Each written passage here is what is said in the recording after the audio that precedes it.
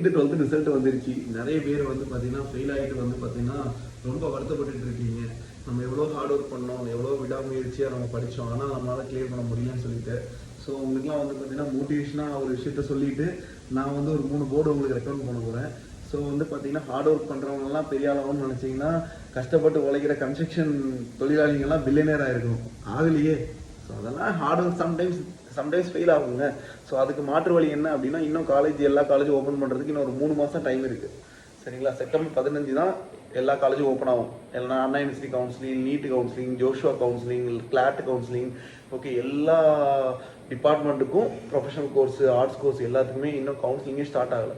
இன்னும் mark ஷீட்டே print அடிக்க ஆரம்பிக்கலாம். ஸோ அந்த கேப்பில் நீங்கள் வந்து பார்த்தீங்கன்னா உங்கள் இயரை சேவ் பண்ணுறதுக்கு இந்தியாவில் ஒரு 3 போர்டு இருக்குது. Okay, state open school, central open school, international open school, NWSC, NIOS, BOSSC.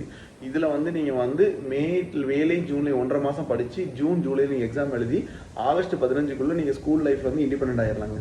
Independent ஆகி இந்த வருஷமே நீங்கள் காலேஜ் சேரலாம். ஸோ இது சம்மந்தமாக மேலும் உங்களுக்கு வந்து பார்த்தீங்கன்னா உங்களுக்கு அட்மிஷன்ஸ் எப்படி பண்ணணும், இதில் எப்படி சார் கோச்சிங் வந்து ஷார்ட் பீரியடில் எடுக்கிறது, யார் கோச் பண்ணுவாங்க, இதை பற்றி டீட்டெயிலாக வேணும்னா மறக்காமல் எங்களுக்கு கூப்பிடுங்க. நன்றி, வணக்கம்.